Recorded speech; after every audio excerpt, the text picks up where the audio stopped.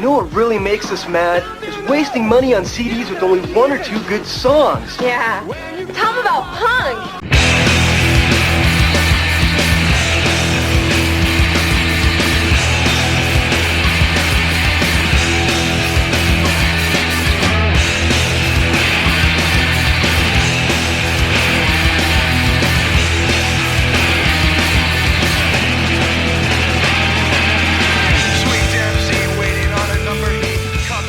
What's up, posers? Welcome to Punklottopod. I'm your co-host, Justin Hensley. I am your other co-host, Dylan Hensley. And this is the show where we pick a year and choose one punk, hardcore, emo, or punk-adjacent album from that year to discuss. I've almost got that part fluid. I got so used to saying it the guest way that it's difficult to say without the guest part. And as you can tell, no guests today. Nope. I was gonna say, it's like, well, we had to do a little bit of rescheduling, but actually the way it was gonna go is we were gonna wind up with 2 weeks in a row with guests anyway. So this kind of actually makes it so it's more alternating, but then that just means we're gonna have 2 weeks in a row later. But whatever. Regardless, this was kind of a last minute decision on everything, really. So we had to reschedule and then had to be like, okay, what do you want to do tomorrow? So we had to listen to a record, and I had to assign you a year. You had to pick one. We had to listen to it. A little hectic little week here, so. It made choosing easier. Yeah. I kind of just went with a gut pick. Because I was like, I could pull a pretty long list of records that I could have considered and talked about, but it was just like, I don't have time to sit here and sample all of these things. I just need to pick something that I feel like is going to be easy enough to talk about with very little prep time. Yeah. So, yeah. Yeah. Before we get to that, though, if you head over to our Patreon for $1, you get access to all of our weekly bonus audio.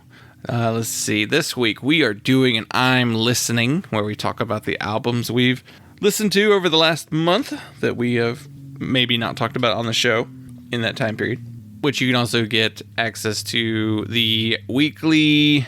So it was a new release Friday audio, but now to my new work schedule, I'll be working literally all day on Fridays, and I don't really have the time to listen to as many albums anymore. So instead of a new release Friday, I'm thinking about doing just a weekly album of the week, and it would come out after the weekend, just so I could have time to actually listen to something.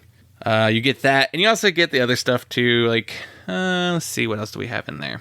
Moon Pies for Misfits, where I try a drink or a snack. So I have right here, as we're recording, a Coke Zero Dream World limited edition. It's the new special flavor from Coke, and I didn't film a Moon Pies for Misfits for it because I was in the car with my wife, and I'm embarrassed to film those when she's around. So I tasted it before. I could still do another one. I could do an actual video because every taste I've had tastes different. It's one of those drinks that's like very hard to figure out what it's supposed to be. So let's see what it's supposed to be right now. It's sweet, but not as sweet as, what is it, the Starlight? Is that what that one was called? The one that tastes like space, or whatever they were calling that one. It's definitely fruity.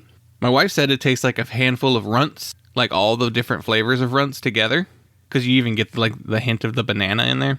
You don't get, it's not like one of those like what, Inca Cola or Iron Brew, where it has like a little bit of banana, like that's the main flavor, like that banana-y taste. Banana or bubblegum, it's a weird, like, tastes like both taste. When I had one yesterday, I said it tastes like peach rings, and our friend actually told me he thought it tasted like pear gummies. So, pear gummy jelly beans or whatever. So it's basically just the... you know how like the Dum Dums mystery flavor is just like the combination of whatever flavors were like overlapping? It sounds like it's just like, yeah, this was what was in the tubes. It's just a suicide. Constantly changing flavor. Different flavors in different cans. Yeah. I learned that also some people call suicides graveyards. It's like a different name. Yeah, it's a coward's name. It's the same. It's the same thing. It's just like all the drinks in a fountain at once. That's somebody's mom told him not to say suicide. I think it's a regional thing. Kids, lighten up. But yeah, there's not very much Coke to it, which makes it kind of odd that it's a Coke. Because at least with the other one, you got the Coke. I don't know. Well, that's a taste of what you can get from the Moon Pies for Misfits, except for it's a video and you can see me drink it instead of hearing me drink it. I am also using the Moon Pies for Misfits name on Instagram. If you want to follow that, I will post pictures with like 1-sentence reviews of things that I try, snacks that I get very sporadically, but I logged back into it on my phone. So, maybe I'll do these more often, but it was funny because I started that account and I'm like, I actually don't drink soda that often. So then I'm just like posting like seltzer waters and like, potato chips. But check that out if you like snack content. Yeah, snack tent. Patreon.com, punklottopod, $1. If you go to the $10 tier, you get to choose what album we talk about on the show. So we dedicated a whole episode to whatever album you want us to talk about. And that's just do it one time. You don't have to like stay at the $10 tier. That would be ridiculous. No one should do that. But you can find us on all forms of social media, Instagram, Twitter, Facebook, at punklottopod, punklottopod@gmail.com, and a voicemail line 202-688-PUNK, punklottopod.substack.com. You got any of those yeehaw draws or bop lotto pod? No, I haven't done anything lately. I should do that again. I'm trying to think of other things that I can write about, but I think I probably just need to like get mad at something on Twitter and then funnel that into a newsletter. Write something about whatever the discourse is. You essentially do that anyway. It's just you just send it to me in like a chat form. Yeah. Because there will be days that I won't have looked at my phone for a little bit, and then I look, and there's just a wall of text of you getting mad at somebody on Twitter. You get 10 paragraphs of me going on about something. Something that I haven't even seen. Like, what? What are they talking about? But yeah, that's all the plugs there. I think that's it. I can't think of anything else that we are missing, but we're coming up on our 200th episode. We got something special lined up for that one. I think it's going to be a fun one that's actually been requested of us to do, and a few people who have also said, that's a good idea, you should do it. So that'll be a fun one. That'll be in September, about a month from now. We've been doing this show. This is the 4th year.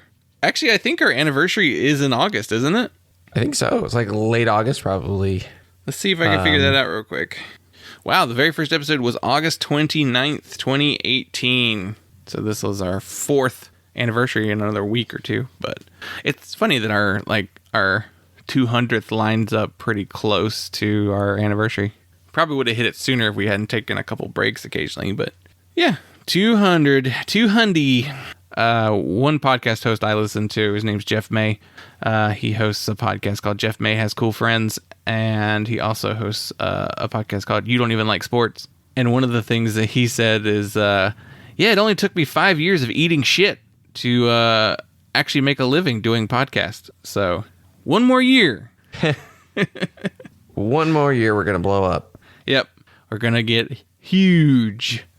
We need a platform. Somebody give us a platform. It's hard just to do it from the ground up with no we need to get on a network and someone can edit it for us. Look, we can record more of these if somebody else edits them. But yeah, cool. So be on the lookout for that stuff. Let's see. I'm stalling. I don't know why I'm stalling. Maybe because I don't feel adequately prepared to record this one.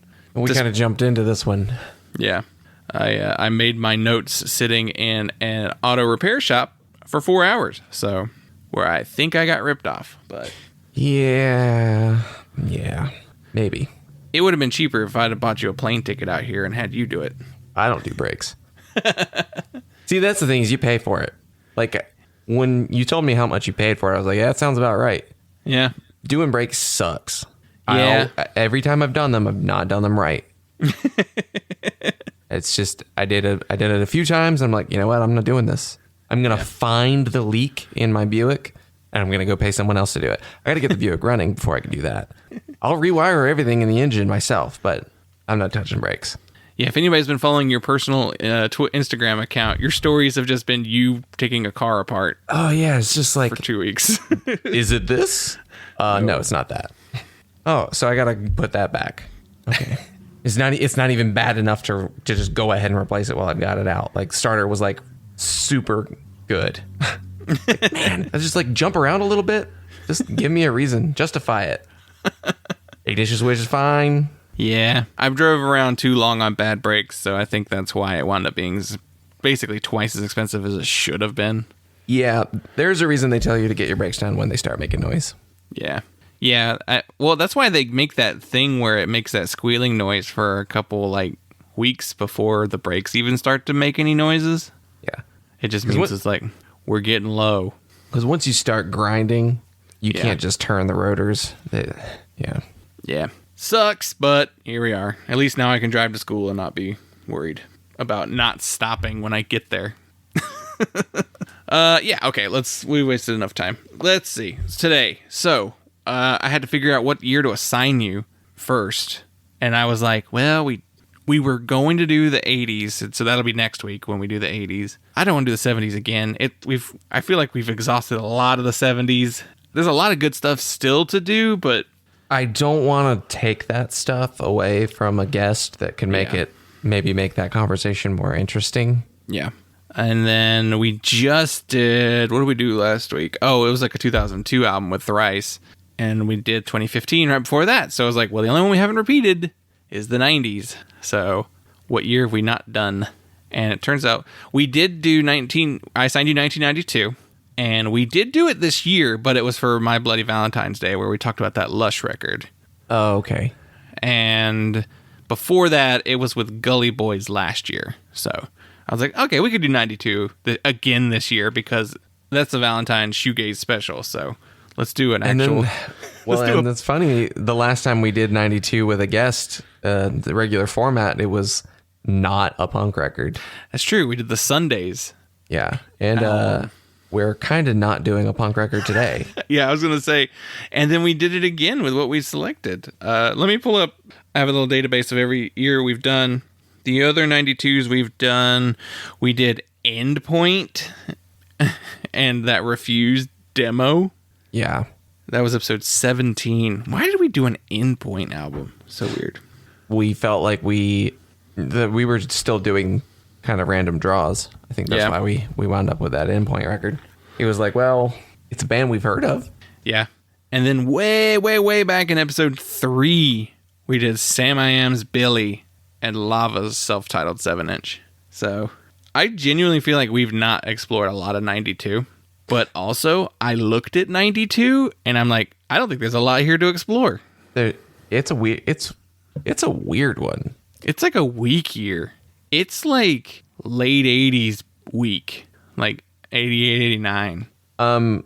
Before we get into the records that I considered, which I saw the record that I picked like way early in the charts. And I was like, yeah, that's probably going to be the one. That was like the immediate like, oh yeah, that's my fallback if I don't see something else. The other records that I really considered though were Meantime by Helmet. Oh yeah, that'd been cool. Which is a good one. Would have been a good one to talk about. Novelty by Jawbox. Yeah. Another great record. And there's really, really good stuff here. I mean, there really is some great records. Circa Now by Rocket from the Crypt would be a pretty big one to talk about. I kind of considered Head Sparks by Seam. So I figured Seam is an interesting band to talk about. But I knew that one would be too much research. Really too unfamiliar of a record. But and then there was this like, I guess it gets kind of weirder from there, like Super Genius by Circus Lupus. Some more DC post-hardcore stuff, Discord kind of stuff. Weak by Seaweed could be a good one to talk about. Crossbearer by Starkweather came out that year. Whoa. Talk about weird bands. And there's a Grey Matter record that year that I thought could be interesting to talk about, since they're one of the few bands that really kept going with that original wave of emo sound, which that's kind of a weird record too. But if you look at the charts though, what are the big records? Wish by The Cure, which has more hits on it than you realize for a 92 Cure record. Yeah, you could go with the 1-2 punch of PJ Harvey or Nick Cave. Kerplunk, as a noteworthy record, but I wouldn't want to really do that one. Jesus Lizard would keep you in there with the helmet kind of noisy stuff. If this was it is Skagist. We didn't do Skagist this year. I just realized that right now. We could have done Sublime's 40 Ounces to Freedom. Which I thought Joyce Manor's new album being called 40 Ounces to Torrance was pretty funny. Which I think might be the best Joyce Manor record. It's the one I've enjoyed the most, so. Yeah, we could have done that very first Offspring record. Is that the very first record? It's the first notable one, I think. Yeah. There's a self-titled in 89. Yeah. L7, Bricks Are Heavy, and Babes in Toyland's Fontanelle, so that could have given us the Riot Girl cred there. Which neither one of those bands is really Riot Girl, but no, whatever.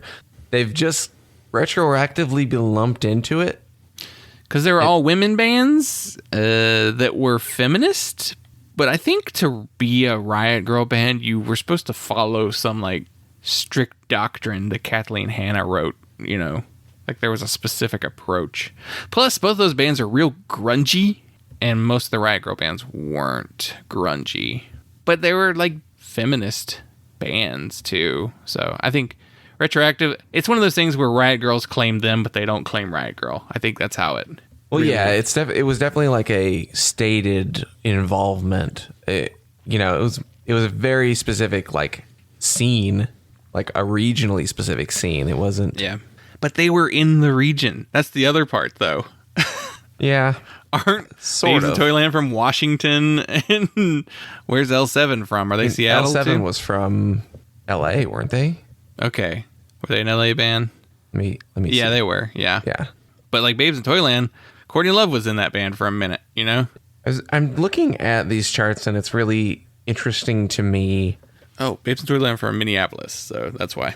Yeah, I thought that didn't sound right, but it's really interesting to me how hard it is to find a very narrow definition of punk in 92. A very straight, like if you were to draw that line from 77 to 92, what is that? I mean, there's a Ramones record and there's a television record, bizarrely enough.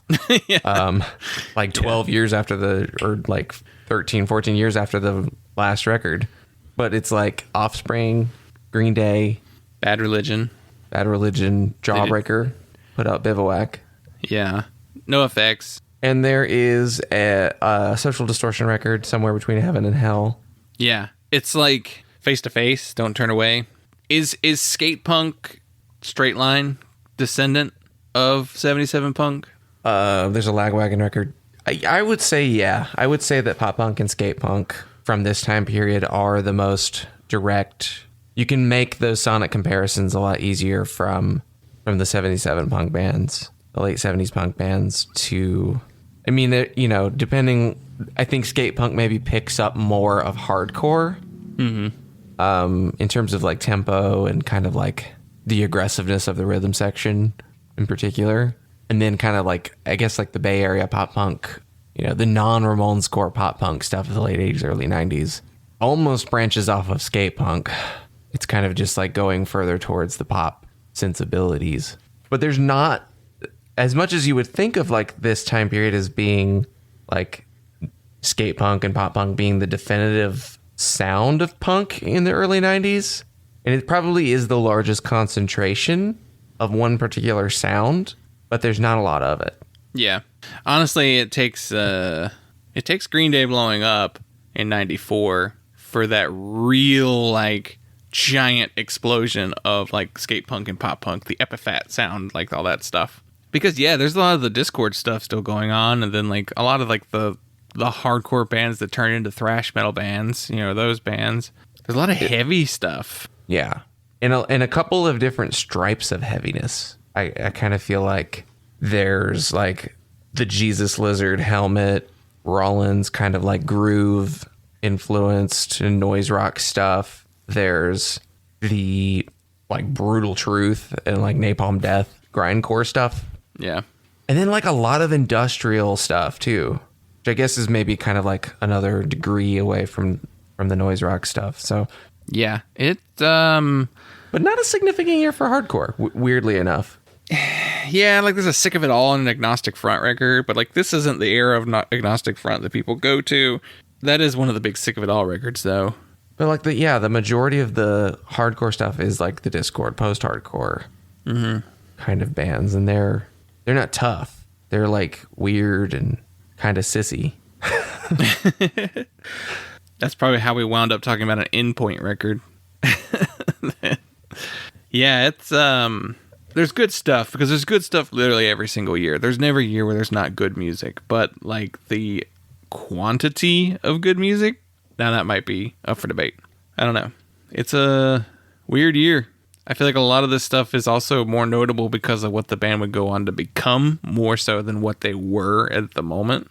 Yeah, I guess the most significant thing happening, other than like pop punk and skate punk, of like a fairly consistent sound, is we've got, you mentioned the Sublime record, we've also got No Doubt's self-titled record, and there's a Mighty Mighty Bosstones record. So we're building that third wave of ska. It's definitely not, it's not fully there yet, but those are all watershed records for third wave ska. So it would start to really blow up and build up in the next couple of years. I'm just curious, where is grunge in 1992? We're between Nirvana records, right? Because Nevermind came out in 91, and then Euros 93, I think. So maybe that's why punk, quote unquote punk, or the strictest version of punk, isn't so much a thing, because Nirvana's like one of the biggest bands in the world, and they're kind of doing a take on punk for a new era. Yeah. So there's not a need for regular punk.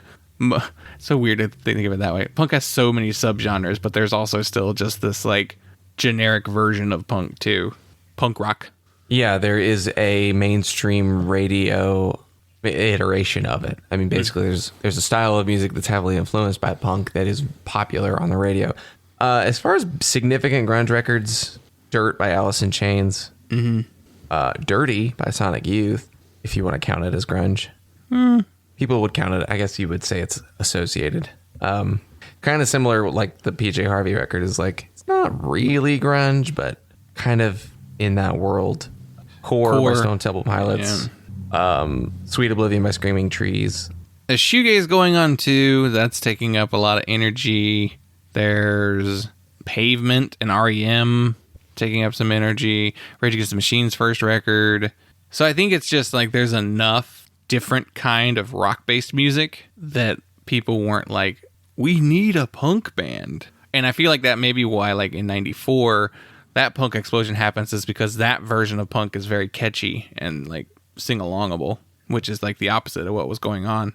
Yeah, I think one of the, as disparate as there are subgenres of punk and punk affiliated music going on in 92, there is a consistent thread of experimentation and aggressiveness and just noisiness in general. Because you look at everything and it's all pretty noisy. There's not very much of it that's very melodic and straightforward.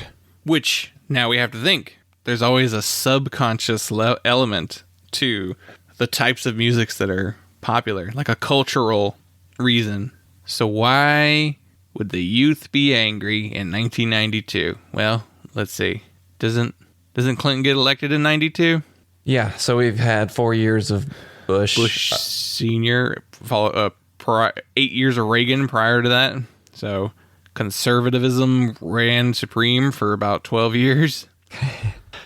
Yeah, I mean, 8 years of growing economic disparity, basically no raise in minimum wage and an increase in inflation for the past decade. Yeah, I'd say the kids had a reason to be mad. Yeah. Operation Desert Storm had just happened on top of all the stuff that we were doing in South America in the 80s. Yeah.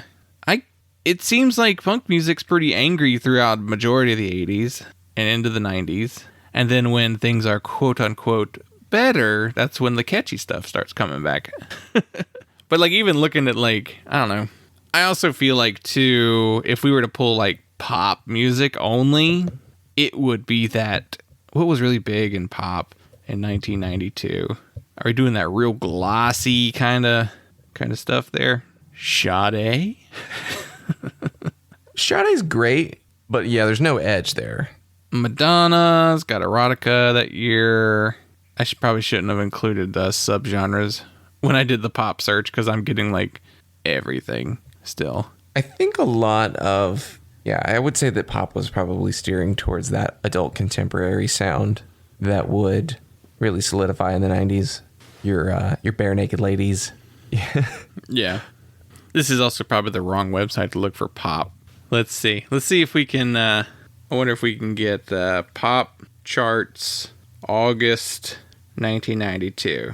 End of the Road, Boys to Men, Baby Baby Baby with TLC, November Rain, Guns N' Roses, Used to Be My Playground, Madonna, Baby Got Back, Sir Mix-a-Lot, Humpin' Around by Bobby Brown, Give Him Something He Can Feel by In Vogue, Just Another Day by John Cicada, what? Stay by Shakespeare's Sister, who? Life is a Highway by Tom Cochrane, there we go. Achy Breaky Heart, we got an Elton John song, The One, Jump Around, House of Pain, Warm It Up by Criss Cross. So we're in the, there's a Georgia Michael song, Too Funky, Bryan Adams, Do I Have to Say the Words, Michael Jackson's Jam, Red Hot Chili Peppers, Under the Bridge. There's not much edge. Oh, well, there's a U2 song, even better than the real thing. Peter Cetera? There we go. So it's just Wilson Phillips. It's very soft. Our pop is very soft at this point. Boot Scoot and Boogie. There's some edge. Which, I guess makes sense because of how hard rock is. Yeah. Well, the popular rock is at this time. It's a very interesting thing. I guess we're getting really, really off topic, but it is very interesting to me how basically a subgenre of metal was the dominant variety of rock music for a decade. Yeah. Because, grunge is a subgenre of metal, right? Well, I mean, even before that, like in the 80s, hair metal. Oh, yeah. Is massive forever. And then it gets replaced by more hard music. Yeah. And in some ways, harder music. Yeah. Not in other ways, but it's funny to me that it was just like we went from hard music to hard music, like in terms of rock popularity, instead of being like, oh, let's go in the other direction away from, the high gain guitars of hair metal. We say hard music. I don't necessarily think Poison and like those kind of bands are really that hard, though. If they're loud. I mean, I guess I'm thinking in terms of like gain structure and like, and even like vocal technique. I feel like as much as the melodies are very melodic for a lot of hair metal, they had an extremity to their voice of like, kind of the high larynx tone and like just really belting and really reaching for really high, hard, difficult notes. And there's a technicality in all of the musicianship to an extent. And the answer to that was just to be like, well, we're going to be extreme, but just like extreme in a sloppy, shitty way. And like, we're not going to reach for these super technical ideas, but we're going to keep like the distortion pedals cranked up, and we're just going to like accentuate a different, it was almost like just a changing bands of frequency that they were going to emphasize. Instead of being like the higher end, they move towards the lower end, and you get lower, deeper vocalists and chunkier, thicker guitar sounds. Yeah. Well, speaking of lower, deeper, chunkier sounds, let's talk about the album that you actually selected for us. So I gave you 1992, and you selected Souls at Zero by Neurosis. I'm my own God, my own jury, my own executioner.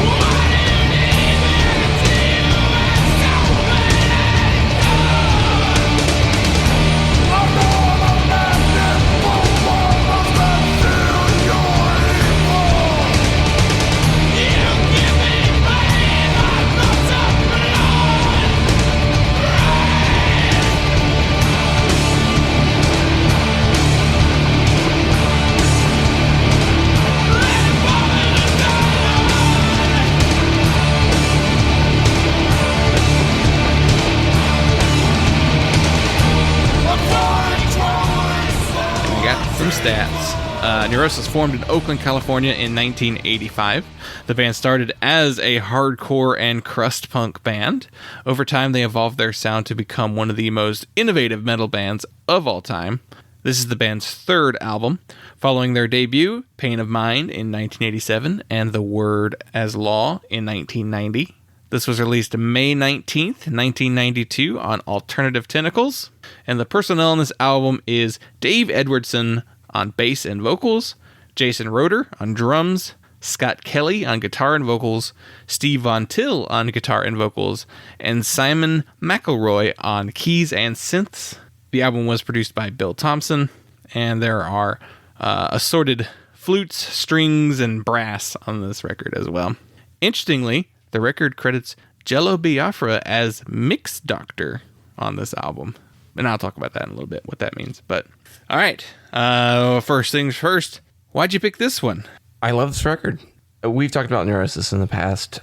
They're kind of one of those bands one of the few bands that I feel like we held on to from our like teenage extreme metal years.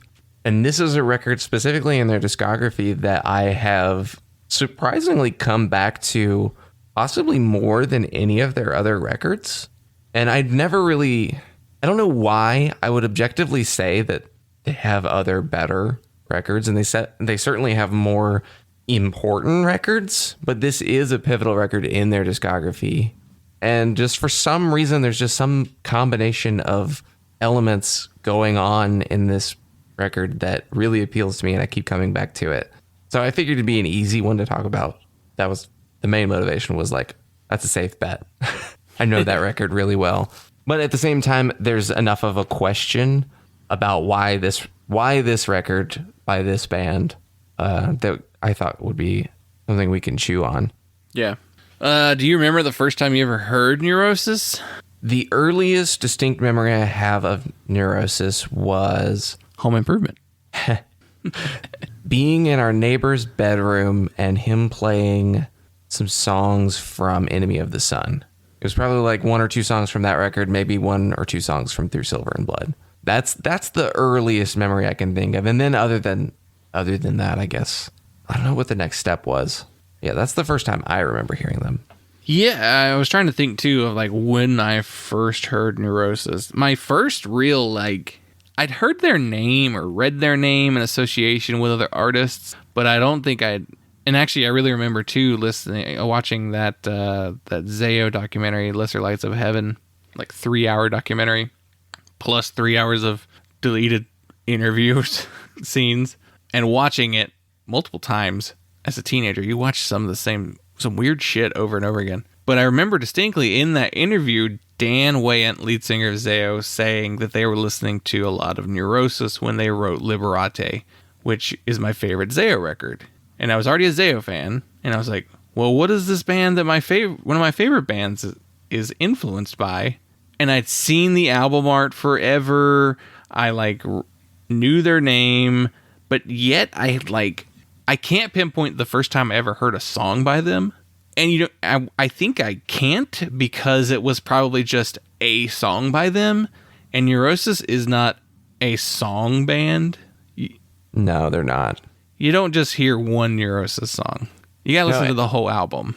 And the distinct thing that I remember about hearing the Neurosis for the first time was it had to have been one of the songs from Enemy of the Sun, because it was the sound clip of I think it's like a news story talking about the monks setting themselves on fire. It's like the Buddhist monks setting themselves on fire. Yeah. That I think is that's like a big song on that record too. That audio clip is on. That would be Burning Flesh and Year of Pig, track 3. Yeah, that might have even just been like the sample track. Yeah, it could have been into the song that follows. But yeah, the thing that jumped out to me about Neurosis from the very, very beginning was the way that they used non-musical elements in their music. That was the most distinct.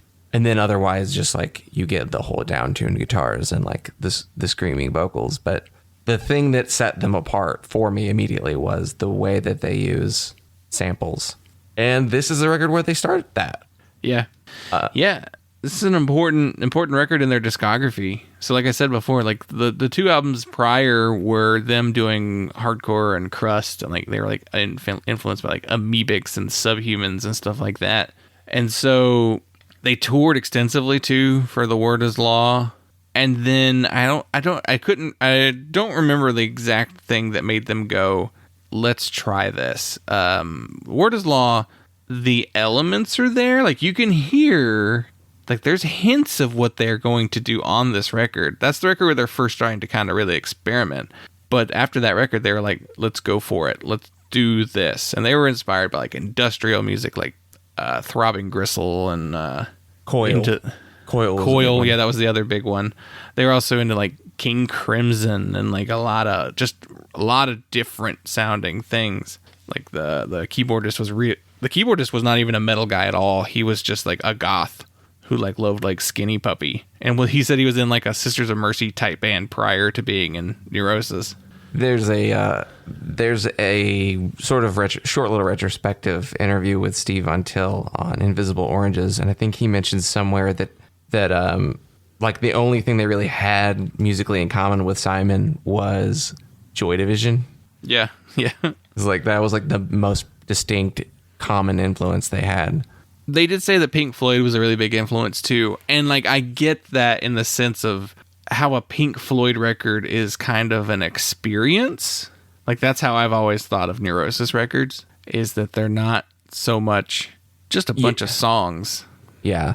The way that they're constructed to be really kind of a multimedia experience, and especially like the way that they toured, the live show that they were trying to develop as being like incorporating visual art into the performance. Yeah, so this record is its elements of doom and sludge and industrial kind of brought into hardcore. I guess that's the punk connection of it all, because really it's not a very punk record. Yeah. So I was thinking about this while I was listening to the record, and like going into it, picking it, I was like, we're not picking a punk record, but there's something about Neurosis that the way they started, and I think so much of their philosophy to art and even just like the way that they manage their business is very rooted in punk and that Oakland, that Bay Area DIY punk scene, and just being kind of weirdo outsiders that I've never felt like they were really properly a metal band either, even though that's the world that they have played in for most of their career. Those are the kinds of festivals that they get on. That's the general fan base that they have. It's mostly metal guys. But there's just something about the way that they write songs, the way that their songs are constructed, the kinds of parts that they come up with on the guitar that are so unmetal. They're so deeply cathartic, and they're really rooted in such like a primal expression of pain and anger that to me feels very quintessentially punk, especially hardcore, like where they come from. And I feel like that sticks to them through the rest of their discography. So they were part of like the Gilman scene. Like they're from Oakland, but they also played a lot in Berkeley, and they played Gilman. They like were sharing stages with Green Day and, Isocracy, like whatever, name another, band from the Berkeley, scene. So that's probably why they maintain this punk ethos in their music. Like the songs are not punk songs, but the way that they kind of approach everything is very DIY for the most part. Like they own their own record label and they put out their own records, and they were on metal labels, but I feel like that was mainly for distribution to help like pay for recording on the early stuff. And so yeah, they have a punk spirit to them as individuals. But that's what happens when you grow up listening to Crass. Like they were big Crass fans growing up, so like you kind of keep that. And I think it does get fed back in to what they were setting out to do with this record, what they continued to do with their later records, with that industrial influence. Being industrial is kind of a punk subgenre. I mean, it really is. As a genre, it's something that spilled out of like just the weirder, artier side of what was going on in punk in New York, in the UK, and then even like goth, having that goth influenced keyboardist on this record. Mm-hmm. Goth is also a punk subgenre. Yeah, they're a metal band by technicality. Like, they're a metal band by heaviness more than and tempo and rhythm. And that's the thing, to me is the thing that really sets them apart sonically from punk. And from what they were doing before and what they were doing on this record is how much the songs are built on those kind of like polyrhythmic drum patterns, which is very unlike do-cat. It's not standard punk drumming almost anywhere on this record and on anything else that they did after this record. So I always say what the rhythm section is doing is what the genre is. So metal by that definition. Which I think even Steve Von Till called it like, it's like almost trance. Yeah. So it's like, they don't even think of it the same way.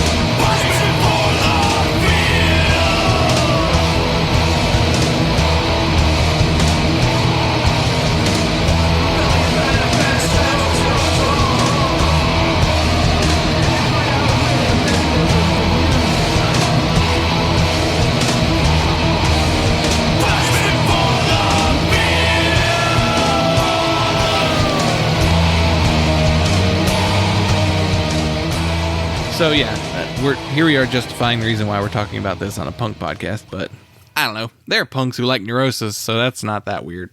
No. I think if you hear it, you'll get it. You'll get why. Yeah. So this is the first record where they really start to do something completely different.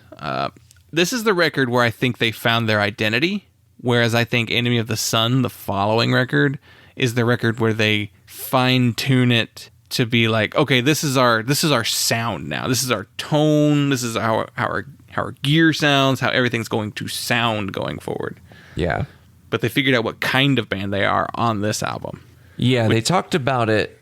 Steve Von Till talked about it as being, they realized after this record that they didn't have to be so cerebral about it, that they could give into it, and that they could almost try to be conduits to that sound and that kind of music instead of just being, this is a record where they're looking for it and they're putting the pieces together, and then Souls at Zero is where they embody it. Enemy of the Sun. Enemy of the Sun is where they embody it, where it becomes part of their, it's internalized. Yeah. Instead of being like, this is what we're going for. Yeah. But as much as you could, the work shows on this record, like you can see how they're reaching for these ideas and how they're like constructing them and putting them together. I think it's a great record. Yeah. Like it's not weakened by being cerebral.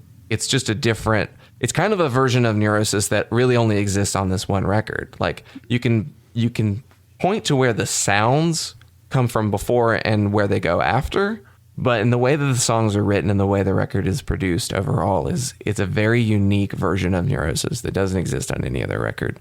And maybe that's part of why I come back to it so much, is that I get something really specific out of this record that I don't get from their other records.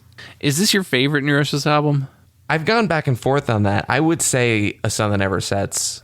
When I really think about it, and when I listen to that record, I don't have to fight with any of it, because there are Neurosis records where they kind of do some things that I'm like, anytime they're doing tribal drums for 20 minutes, I kind of have to armchair that stuff. Hey, that's why they changed the version of that song on Enemy of the Sun. It was longer before. Yeah. But that also, when you see them live, is one of the coolest parts of their show. So you kind of need it. It is an idea that works much better live when you are fully immersed and you have the volume working for it and you have the visual aspect of seeing them and the lighting. I think it's much more interesting. Listening to it like in your car is just not fun. Because it sounds like it's on a loop after a point. I think they looped it after you hit a point on the track. But this might be my second favorite. I think my favorite is Sun That Never Sets as well. I don't know if that's just because that's my entry point. That's the first record I bought by them and listened to all the way through. Or if it was, I don't know. That record feels special. I have also seen other people say that's one of their favorites too. So a lot of people stand by that one as the best. But the classic is Through Silver and Blood. That's the landmark album. That's the one that put them, Enemy of the Sun kind of puts them on the map. Through Silver and Blood cements their place. Like, that's the one. Like, if someone had never heard Neurosis before, all right, here you go. Here's Through Silver and Blood. Start here. And then figure out which way you want to go from there. But it is the one everyone heard. Yeah. And it's interesting. You said something earlier about talking about how important this record is, but like the idea of what are the most important records in a band's discography, like you have to say usually their biggest, most well-regarded or most heard records are probably like the most important records in a band's discography. But then you also kind of have to go, well, like, then also the first record's one of the most important because it's one of the first records. You wouldn't have the others without it, And so, yeah, you would say Through Silver and Blood is probably the most important Neurosis album. You might say Enemy of the Sun is the second most important, but I could see an argument for saying this is the second most important album because it helped change their direction. Then you could say like Pain of Mind is like important because it's the first one, and that, what else? Times of Grace is pretty important, I think, too, just because of the working without Beanie and all that. But yeah, Soul Zero is like, for the sound of the band and their direction, this makes it one of the most important albums. Which, when this album came out, it was rejected by their peers. The locals weren't fans of it. The crust punks, they're like, what? They apparently were laughed at for having keyboards on stage, or people jokingly called them Faith No More because they added keys to the band. And it was just such a different sound too that they were just like, what? They rejected it. It was not well received with that scene. Probably a good reason for why they moved more towards metal. Mm-hmm. They moved in the direction that they got acceptance. The punks rejected it. Somehow some metalheads heard it. Yeah. They were touring basements and like house shows at this point. Imagine this band in a basement. It's impossible because it's because we know the Neurosis stuff now, but they were trying to do that stuff at this time too. They had their key player, and I read a pretty interesting article with him in Decibel where he was talking and he's like, yeah, so I didn't know that most key and synth players on tour just sequenced most of their keys and then just played some leads over top. I was actively trying to, what did he say? He was like actively trying to, like, he's not playing it, but he is basically like programming it live. And he was like, I was trying to do way too much at one time, and it was very difficult and very hard, and I had to learn later what everybody was doing. He's just like programming a sampler and like trying to go. I can only imagine like diving through the menus on like your keyboard, like trying to like adjust the settings of the different key sounds, trying to do all of the synthesis stuff that you see when people are like twisting knobs on a synthesizer, but like on probably some like digital keyboard. But even they were trying to incorporate like the visual element too, which I'm assuming was just like they got some kind of real cheap projector and maybe a sheet and hung it behind them, and that was it. So back to the Jello Biafra part of the record, they had recorded the record, and when they were done, they like mixed it. I think they mixed it themselves at first, and then like they brought in the engineer and producer Bill Thompson, and they were like, "It's not working. It doesn't work. We can't. What's wrong with it?" So they called Jello and be like, because they were on Alternative Tentacles. So they called Jello and they were like, "He's mixed records before. Let's see what he thinks." And so like his role, he's credited as a mixer, but really his role was just to be like, do this, change this. Like he didn't do the mixing. He just told them what to do with the mix to make it work. And the thing he told them to do, it's like it was them, Jello, and the producer, and they all worked together to make this final mix. And then Jello was like, put this on a cassette tape and go listen to it in your car. And he said, you have to listen to it on the lowest quality system that the most people are going to be listening to something on. And if you can't play it in a car, because that's really where a lot of people listen to music, on a tape deck in their car in 1992, if it doesn't work in the car, it doesn't work. Yeah. And so I think they tried it and it worked, and he was like, that's the version we used. Yeah. It's called sampling your, you got to play it on different types of speakers. Yeah. Play it on some headphones, different kinds of headphones, earbuds, actual speakers, car speakers, just to like know how it sounds. The album cover is really cool too. So it's a photo of a Wicker Man, and at the time, Steve Von Till was like obsessed with the movie because he said it aligns with his religious views. And I was like, oh God, Steve Von Till's doing human sacrifices, huh? Yeah, I was curious about that. Like, I know they definitely have like a pagan spirituality. It's a big influence on there. I was like, what does he mean by that? Yeah. But so he wanted to use an image from the film, The Wicker Man, as the album cover. Like they were just going to use a still from the movie and put it in the artwork. And they went to get it licensed professionally through them. And he said the number was so ridiculous. It was insane, like how much they wanted for just a photo. My guess is that was more of a preventative price. They were probably like, yeah, you can license it for this much money because we don't want you to really do it, but we don't have a legitimate reason to say no. But if you want to give us this much money, we'll let you have it. And so what they did was they just went and built their own. Steve and like a bunch of his friends went to somebody's house, built it in the backyard, took it down to the beach. It said a cruise, and then lit it on fire. They had a professional photographer there. Then everybody else was also taking pictures too. And the version that is on the album cover is actually the keyboardist's photo. And he said he got it right before it collapsed because they lit it from the bottom, and of course it's going to fall over. Yeah, it's going to burn out the bottom of it. It burned the legs out and it immediately fall over. They should have lit it from the top if they wanted it to last longer. But he got the last photo of it before it fell over. And so yeah, they used that. They did actually update it for one of the reissues in the last 10, 15 years. But that's more to get it to match the album art, like the black and silver album art they had going through for all the remasters. The version on Spotify is the original photo cover, though, which I think the photo cover looks better than the remastered one or the new artwork version. Yeah, I love that they built that thing and set it on fire. I mean, that's really you're really going for it with your art. Yeah.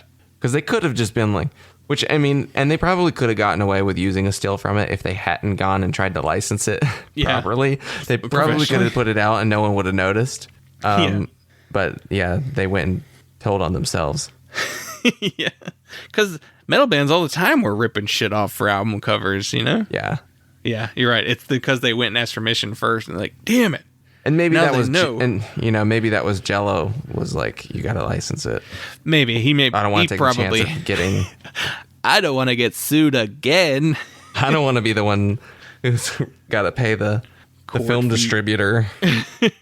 Yeah, because he would have already had to done his whole court thing with the H.R. Giger and all that stuff. Oh yeah, the Tipper Gore stuff. Yeah, the Frankenchrist insert. And then he would get sued later by his own bandmates. But yeah, so he was just like, we're covering the bases. Yeah. Which, Neurosis have fallen out with Jello as well. Yeah. And I've never really heard much of that story, but... Yeah, I don't know what their falling out was over. I don't think they talk about it much. And it was probably just not getting paid. I'm sure it was just the same accounting problems that Alternative Tentacles kind of had with everyone. Yeah. Nobody was getting paid. Which, being bad at accounting. That's a lot of punk labels, honestly. Just nobody's getting paid because a lot of these labels, they're not making money, and any money they do make just goes back into the paying off the next thing they had already put out. So it's like, it's bad accounting. But it's also just not keeping track of your revenue flow. Like you're getting the payment for the stuff that you're selling, but you're not keeping track of like what was sold and who then you have to pay. You're just kind of being like, well, my inventory changed by this much this month, and I have this much money that came in, and that's kind of like the extent of your accounting. Yeah. And he was paying people, but it just wasn't the right amounts. Yeah. And even he was like, and I was the one getting paid. We talked about that on the Jello one. He was getting paid the least out of everyone in Dead Kennedys. Yeah. Because of how they had it broken down, I guess. I guess because he was just, I don't know, he took less, or the accounting broke down to where he got less. Maybe they got more for playing instruments. I don't know. But even then, it still just wasn't right. But yeah. I know with like the Dead Kennedys, there was also just like the way that he just then fixed it and didn't say what he did. Yeah. And then they noticed. I think that's what happened, is that they then noticed that they were getting more money. And they're like, why are we getting more money? All of a sudden.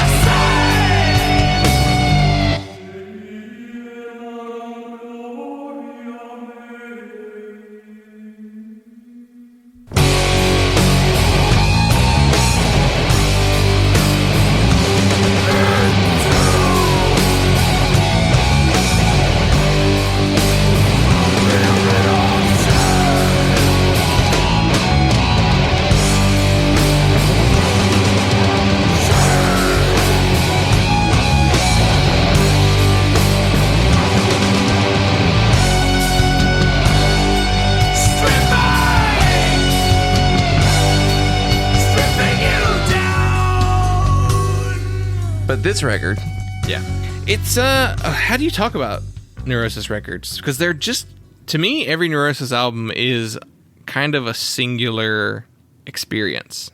Like, it's very hard for me to pick apart tracks or songs. I think there are surface elements that tend to stand out from track to track that give them their significant things. So, like, To Crawl Under One's Skin starts with the ambient intro and the bells ringing, and It's a Storm of Lies. We've got you coming and going. All of the samples that they're using. Which, by the way it starts with this chime and bell thing, it's so fucking good. Just like this, like, ting, ting, ting, ting, ting, ting, ting, and then like, boom, and just like how it plays into the lead up of the song. It's like they're like stretched out samples of like tubular bells, and then there's like, yeah, they're doing that polyrhythm beat, the ding ding da ding ding, like, which listening to it this time I was like, oh wow, Cumbia remix of a Neurosis record. Somebody do that. That'd be so good. Yeah, and like you hear like the tape manipulation in there, and the audio clips, and then it starts with that like that like that like hammer on type guitar. Yeah, there's a couple of little guitar riffs that are and bass intros on a lot of these songs where they just like do do do do do do do do. They're not complicated. They're just really engaging. Mm-hmm. You're like yeah.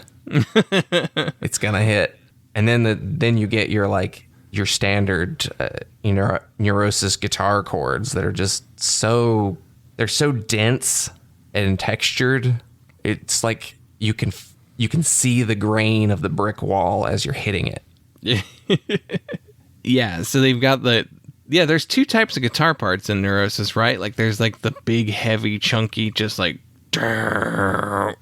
distorted riffs, but then they have their leads, which are often not like the most complicated lead work, and a lot of times very repetitive leads. Yeah, like the Souls at Zero riff, the clown, the hypnotizing circus music there. Yeah. Do do do do do do do do do. That motif. They like doing those, and they do that throughout their discography. But they love to do those close intervals and those very just like stepwise, like up and down kind of. They don't make big leaps in any of the. They make bigger leaps in like the chord changes that they do, but whenever they're playing like single note lead lines, they're always close notes. They're always really close together. They're just like little arpeggios, and they're really dissonant and complex and interesting in that way, but they're never like, they're not shredding up and down the neck. They're just like doing this little like whatever notes are right next to each other on the guitar, which they sound freaky because you're not supposed to do that. It's like those notes are too close together. It's uncomfortable.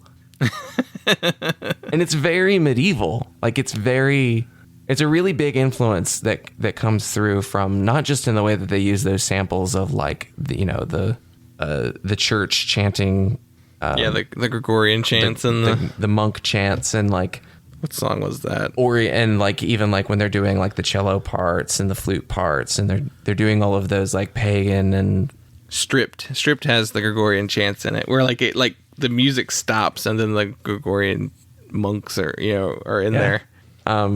So they're taking that very like Dark Ages kind of rudimentary melodies and close intervals that are very unsettling to hear.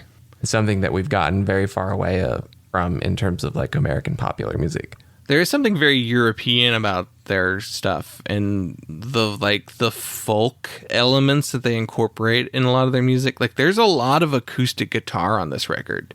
Like maybe every other track has some acoustic guitar in it. Like they mix, which by the way, how were they doing that live? Were they just not playing those songs because they had acoustic parts?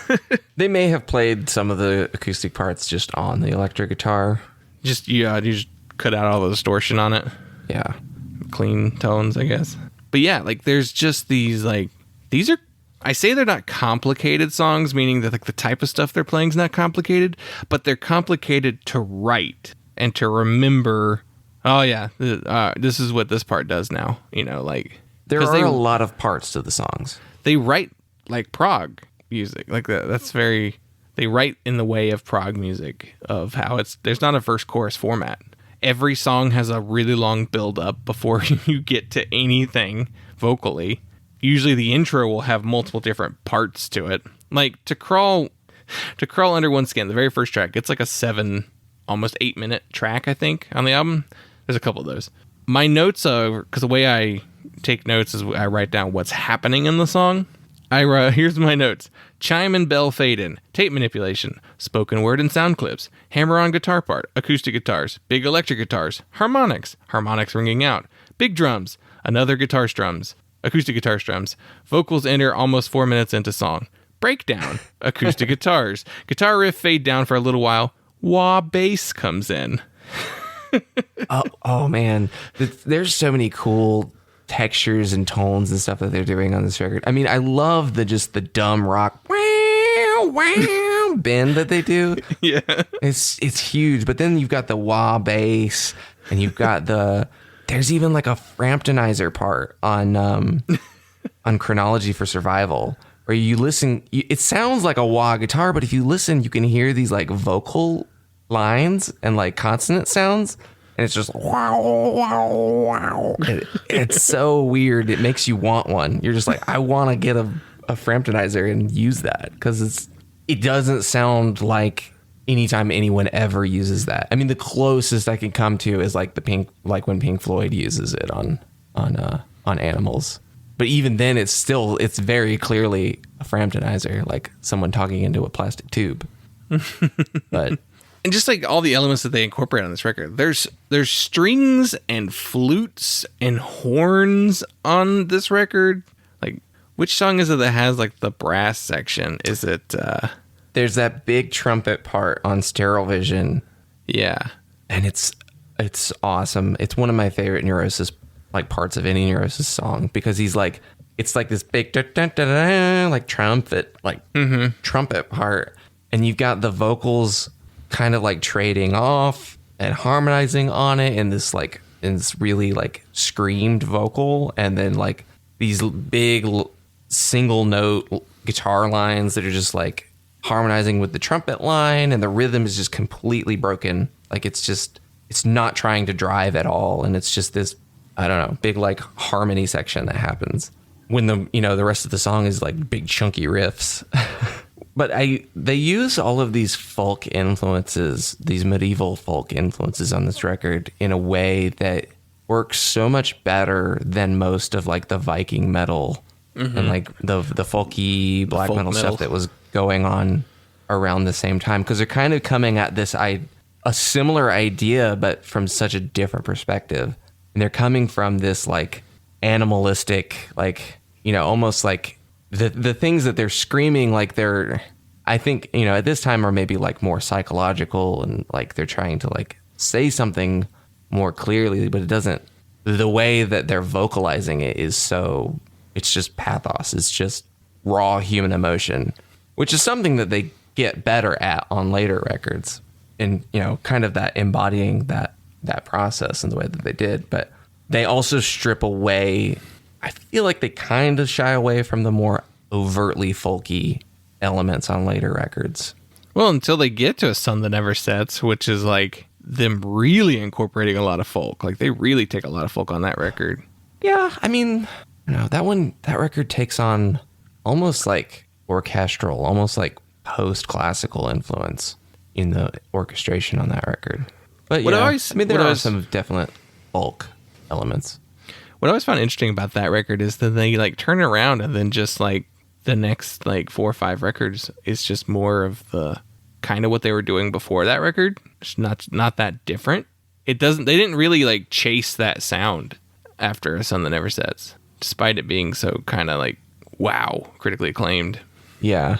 But they also kind of did a lot of that with their solo and side projects. Yeah. So that's probably what it is. They're just like, but we're doing all this over here in Culper Ring and Blood and Storm, whatever the name of that one was. Yeah. And like Steve and Scott's solo records, and they're like medieval folk albums. Yeah. Steve's are. Scott's are more like goth country records. Or Scott also did more of the like those stoner stuff. Like he was in Shrine Builder, and Wino, and Sleep and Cisnero. Yeah. Which I always want to know kind of like what the other guys' deals are, like Jason Roeder or Dave Edwardson, because like Dave is the guy on all the records who does the like the Cookie Monster crust punk vocal. He's the one who still dyes his hair. Really? He's got like Fat Mike hair. Does he? I feel like he had dyed hair when I saw them the last time. He's the one you see him and you're like, that's a punk band. Yeah. He's the one who's always been just a crust punk. Yeah, he's the one who still does like, oh yeah, if I was in I do vocals like I'm in a power violence band. Yeah. I'm the other vocal in a power violence band. And then Jason Roeder's been the drummer, and like you could tell he's been kind of like one of the big drivers of that. I was told, I read that tribal, we should really stop saying tribal drumming when we're talking about that kind of stuff, because it feels racist. So, like, I don't know what you call that, though, where it's pure percussion. Just like, we're drum circling this shit. Like, which when I saw them, they did do a literal drum circle. They all three of them, like Scott, Steve, and Jason, all got on, like, a single drum and were playing along. Yeah, I mean, I don't know. The concept of tribal, is, to some extent, it is kind of like a European classification of indigenous people, more so than how those people see themselves. Pagan, I don't know. Yeah, that applies to them directly. I mean, it's kind of one of those, it's kind of, I don't know what to call it. Primitivistic Primitivism? might be, the more accurate version of it, because it really does. Percussion is the earliest musical idea, I guess. Mm-hmm. Yeah. It's something that literally all cultures in the world have in common. So, yeah, I don't know. I don't know what to call it. I think people understand what is meant by it. I think if there's a specific type of drum pattern that is being played, then you should, like, credit the specific, if it is, like, whatever culture it's from. Like, oh, this is very, I'd be curious to see what his stated influence on drumming is. It's real big. It's real big drumming. It's very, or are you talking about just like his actual, just like more traditional drumming on the? Well, as far as like the kinds of rhythm that he's going for, where is he? I'd be curious to know where he's drawing that influence from. Because like when I listened to Neurosis and like it was like, oh, they have these tribal drumming, I was like not knowing what that is or where it came from, and just thinking it was like vaguely indigenous or like maybe African influenced. But it doesn't really feel like I can't, when I hear the drumming on these records, I don't think of like Native or First Nations type drumming or even African drumming. I mean, if there's anything, the line that I can draw through is from like traditional African drumming that influenced a lot of jazz drummers in the 60s, and how that developed into the polyrhythmic style of like a lot of free jazz and even jazz fusion, and then how that influenced rock and metal, and then that kind of winds its way into what Neurosis is doing. So like then it's like, okay, is he listening to Art Blakey or Elvin Jones? But I haven't seen him talk about like. I've also never really looked for an interview with him. What he's doing other than just practicing different drum fundamentals and polyrhythms, and then just selecting something that he feels like fits the song, which is probably just what he's doing. I don't know.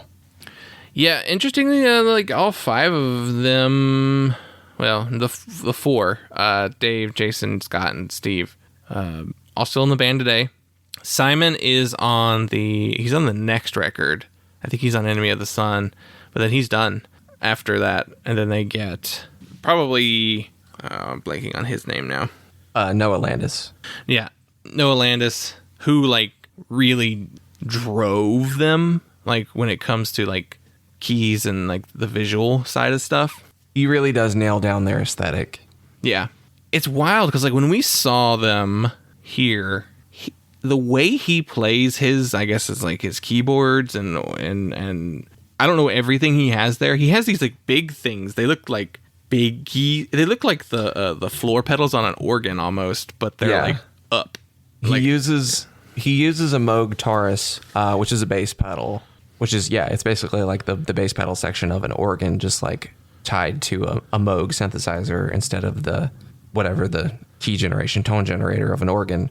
But yeah, he lifts them up and he has them up on a keyboard stand so that he can play them with his hands. Yeah.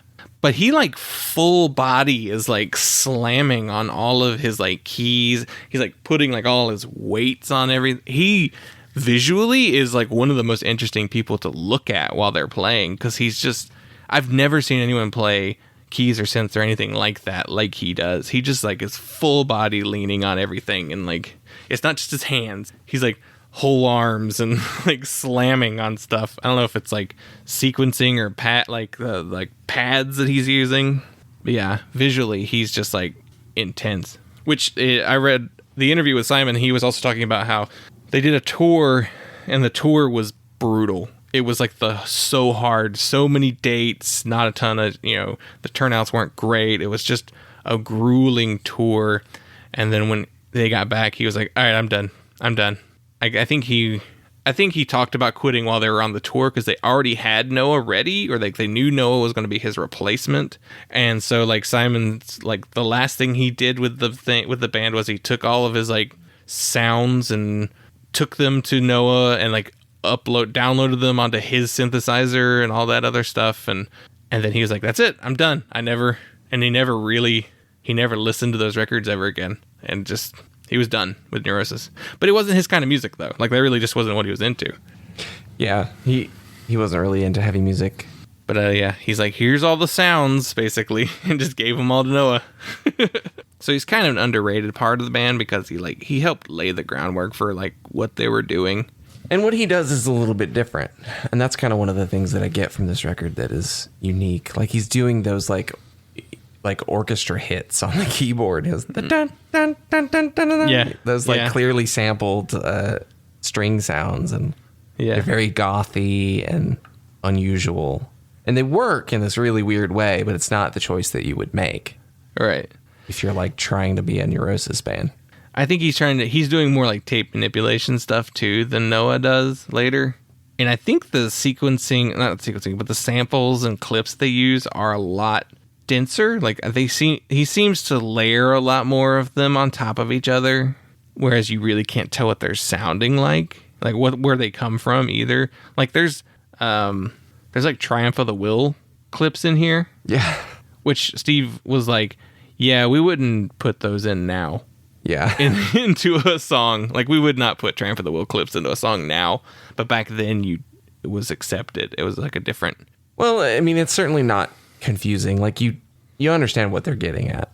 Yeah. And that's the thing that I've never, like the thing with Neurosis, like all of the like pagan stuff, when you get into that stuff in the metal world, you're like, I don't know. Are you also white Nazis? Supremacist? It's like, where are you coming at that from? But with Neurosis, it's like, oh yeah, this is very like anarchist, anti-capitalist, anti-fascist, basis. You have that background. It's pretty clear. Yeah. What they're using those samples and talking. I mean, you listen to the sample on Tekanase, like, yeah, and it's like, okay, I get this. These are like of the earth anarchists. Yeah. Heavily influenced by indigenous, non-hierarchical, society structure. Yeah. But there's also Star Wars clips in here. Yeah. Which is funny to do. Like put Nazi clips next to Star Wars clips. Duh. That's what he was doing with the Empire. Yeah. What do you think the Empire is supposed to be? Yeah, what is the Star Wars clip? Is it the TIE fighter noise? Is that what that is? That's the only thing that sounds, and it even sounds like it's played backwards. Yeah. It sounds like the way the TIE fighters sound. That's the only thing I can think of. And it's only in like one song. There might be a line, like an obscure line that someone says that's really buried and like, sampled with something else going on at the same time. There are a couple of lines like that I've never really fully been able to pick out what they're saying to figure out where they're from. Mm-hmm. Yeah, I even looked up like who sampled on this record to see if I could find, what they used on this album. And it had a couple examples for one song. It was on Web, and they sample Presenting Comrades from Germany from Triumph des Willens, and My Own Judge, My Own Jury, and My Own Executioner from Crawl Space, which I think that must be a movie. Oh, okay. Crawl Space is a Klaus Kinski movie. From 86. Yeah. The crazed son of a Nazi doctor, obsessed with trapping young women and slowly torturing them to death. Huh. Well, that makes sense why you would use a Triumph of the Will clip in that same song. Yeah. If you've got that one in there. Which, yes, I'm sure that means that I've honestly never really read lyrics of Neurosis. Because you can't tell what he's saying anyway. Other than, your eyes! There's a couple of lines on this one. Mental castration is the main one that jumps out. The cycles they are thawing. Do you think Steve Von Till has Netflix? Steve Von Till seems like, and I mean this in the best way, someone who does not consume any fun media. Like, I think he only enjoys art films and documentaries. Does he own a TV? Maybe not. I imagine Steve Von Till lives in a cabin and he reads books by candlelight. I mean, there is a big cinematic influence on a lot of the stuff that Neurosis does. So I'm sure he's like watching these obscure art movies and horror movies on his computer. Yeah, he's probably, a horror movie fan, especially like obscure 70s exploitation films or something like that. Scott just makes me think of a dude you'd just see in any metal band, though. Yeah, really, and I feel like everyone else in the band is like, they probably like a lot of that stuff too, but they're also just like, I don't probably take their kids to see a Marvel movie, Yeah. Steve Von Till's never seen a Marvel movie. Scott Kelly has, though. Yeah. Which is funny because Steve's always the one who gets interviewed, which makes me think Steve's got the email. Yeah. He's got all the logins. He's got the band email. Well, you probably need to go to work soon. I got a couple minutes. My last note really is just, I wish that the record had ended on Takanase. Takanase. It's such a powerful song. The sample at the beginning of it, the riffs in it, the vocal lines, like, it's an incredible song. It's one of my favorite Neurosis songs of all time. I don't think Empty, which is just a little like 2-minute instrumental track, really does anything for the record. I think they should have just put that before Takanase, just put it in between Stripped. Yeah. Empty doesn't really do anything. And honestly, it kind of makes me think too of like earlier in the record where they play Zero right after Souls of Zero. Mm-hmm. And it's just like, it's just the same circus music again. Yeah. For like another minute and a half, 2 minutes. It's like, why did you make it a separate track? Why didn't you just leave it as just at the tail end of Souls of Zero? It's weird. And then if you're listening to it on CD, like I had it for a while, after Empty is the demo version of Souls of Zero and Zero, separate tracks again. If you didn't know those were bonus track demo versions, you'd be like, oh, it's back.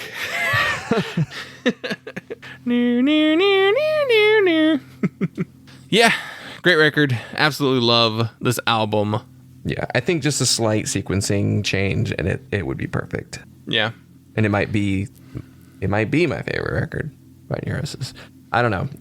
I don't know why I latched onto this record and I've come back to it so many times, and it almost is. It's kind of my like fall tradition to come back to this one and listen to it. So I'll pick a different Neurosis record. Yeah, the first day of fall. But like listen to this and watch Phantasm. It's a good fall setup. Yeah. All right. Well, that will do it for us this week. We thank everyone for listening. And if you made it this far, thank you so much. Why not go give us a rating on iTunes or Spotify? Just helps people find the show a little easier. But other than that, thank you so much, and we'll see you next week.